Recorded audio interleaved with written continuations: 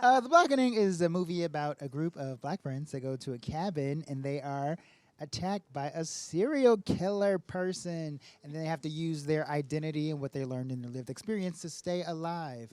Will they? Come watch it.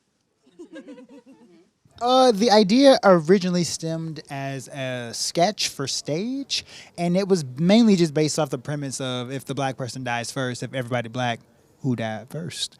And then from a stage sketch, it became a digital sketch for Comedy Central, and then that's how Tracy saw it. And then she approached me and said, "Let's make this a movie." And I said, "Girl, yeah." Yeah, for me, I just really, really love the concept of it. The short that I saw was all about who is the blackest, and whoever is the blackest is going to die first. And I just thought there's something like really brilliant about that like nugget that they gave, and I just wanted to kind of elongate it and make it into a movie. So I cold emailed them and I was like, please let me adapt this. Like, let me partner with you and let's turn this into a movie. And luckily, like, they said yes, and Dewayne and I got to work on adapting it into a movie, and here we are. I mean, doing any kind of work is hard in a capitalistic society. Let's get into that. Yeah. What is work? Yes and no. Like, yes, because the short is a short and a feature is a feature. And that's just like the sheer amount of material and having to come up with that is just like writing is a difficult craft. But it also was not hard because of my and Tracy's love of comedy and horror. So writing it was a treat. So it made the work feel less like work because I really enjoyed what we were creating. Yeah. I would add, I think the work of it, honestly, is figuring out how to add depth to the characters and come up with enough scares to fill up like an hour and a half. That, like, you know, once I had the short, it was kind of like, okay, so who are these people? You know, we meet them like very quickly. We don't know anything about them, how they came together. And so that was kind of the work. It's like kind of fleshing it out and making it into a sustainable like horror comedy. But like Dewayne said, it was so much fun that it didn't feel like it. And even I would say just watching these guys shoot it, it felt like the most fun thing I've ever seen. So the whole process has just kind of been like a party, kind of. Lisa's a lawyer, and she's the it's very interesting when you see she's kind of like straight laced, but it's nice that she gets to code switch in front of her friends, like the type of person who has to be all about business in the boardroom, but the second she gets around her friends, she's like the same girl that you met in college, gets to be herself, free, and doesn't necessarily have to conduct herself in a way that she would necessarily have to in a white space, if that makes sense. But overall, super fun to play, especially since because the character was fully fleshed out by Tracy and Dewayne.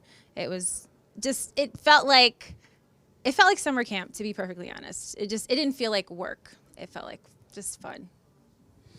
My character's name is Shanika. She's a lot of fun. She also says stuff like, Shanika, you shouldn't say that. Or I don't think I would have told that.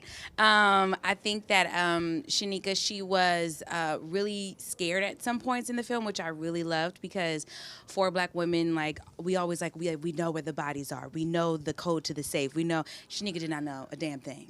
You know, and I just feel like we were all just like hustling, tussling, trying to figure that out. So that felt really good too because that's so normal. Like, people be looking at us like, yeah, the Black woman, you should know. I'm like, I don't know. And I love Shanika. She's like a lot of comic relief in the film.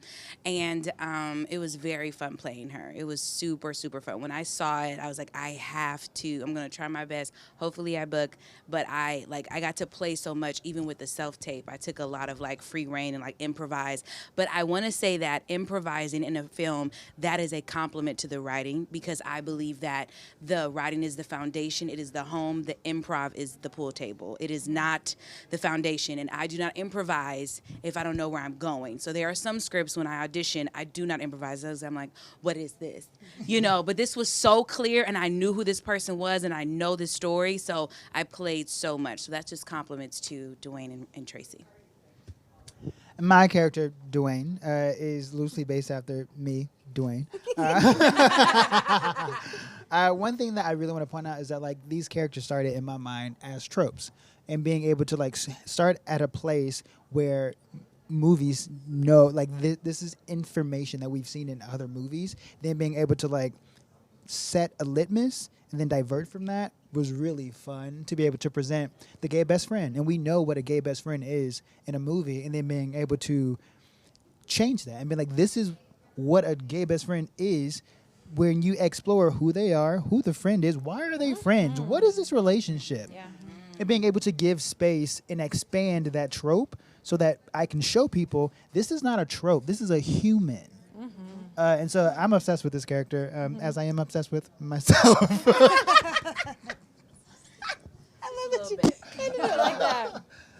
Yeah, that's it. Your character's name was spelled exactly the same too. Yes, and this is a trick. So I had a really bad speech impediment growing up, and I've had speech therapy for truly decades. Most people don't know. And I named the character my name because my name is a word that I used to stutter on a lot. And I was like, if everybody know my name, it creates less opportunity for me to have to say it and stutter. So it's manipulation. Dewayne is a manipulator. I just want to make sure that we have that for soundbite. Thank you. They're so great at improv that like there's so many takes that like we had to like bite our cheeks so that we did not like ruin a perfectly great take just simply because like they just work off of each other. And then I feel like because my character was more of a grounding force, I got to have fun, but I had to stay in a lot of it a lot. So I wanted to play with them as much, but like there are moments where I got to cut up with Dewayne where we kind of like came up with a bit together, and I was like, oh my God, this is so fun. Why didn't I get to do this before? Yeah. But yeah. When Antoinette couldn't, it's like, no, we need you to scream. Yeah, We're gonna do bits, but and you have to cry. scream. And Yeah. me, X, and Jermaine, like all just like studied improv for like a very long time. And so the ability to just like play, like if you tell me make every take different, I will say something different every take. Like there's just an endless amount of things that you can create. And when you have people who are also have that same pool, we were truly just like, they had to tell us like, stop, like pull back. I think that's better than being like, oh wow, no one's adding anything to this film, where everybody's just kind of like saying the line. It's like I come into the house, good evening, and then you do your line and you do your line. So. Excuse me, I'd rather have Tim be like, okay, well, let's pull it back, or this and that. I think that's easier than just being like, give me something. Yeah. There's a lot of life to like choose from. And also it's very hard to tell what is improv and what is not because it feels very organic. And we had the space to just like create these characters to be us. So like, even if we have a line, we gonna add something because like the flavor is what we want it to be. So I don't know what the percentage is, but it has the vibe of improv because that's how good the acting is. It seemed as if they did it off the dome. I think that when you have like a solid template for something, then these geniuses are like free to be able to do whatever they want. And Tim kind of encouraged that. And I think the last time I saw that type of magic with improv meeting a solid template was Girls Trip. I really did feel like when I was in the set for Girls Trip and I'm watching Tiffany Haddish, like take my words, but like make it like a million times better. She just elevated like each take. And then same experience sitting there in Video Village watching these guys. And it's the same words that Dewayne and I like, spent months like coming up with, but they just made it exponentially funnier. And so I was like, oh man, because when you don't have the solid template, improv falls flat. You can't just like wing it. That's why scripts are like kind of like, yes, that's why scripts matter. But when you have a solid foundation, you have a director that encourages them to play, and they always stayed within the confines of the script. But when they played, it was so great to watch. So I would say the end result is still the essence of the script, but so much better because they just elevated it so much.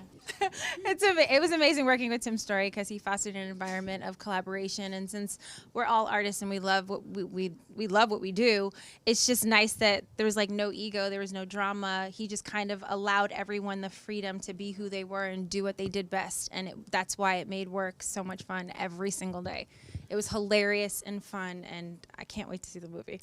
And I will say, too, I'm very happy that we had the actors that did not have like an improv sketch comedy background that were so open to improv as well, because sometimes you act with like actors that are just like, I am an actor, I am Jonathan Majors.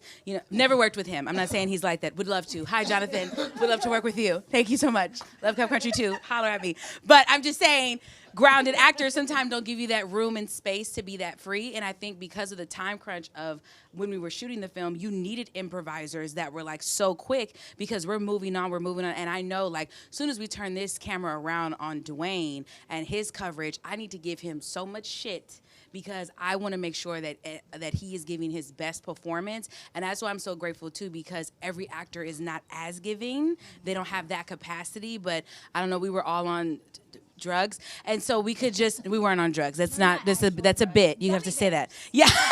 But we were all like so like ready to support, and I love that like no matter if you were not on your coverage, you were giving everything. Everybody did it on every take. So I'm very appreciative of that.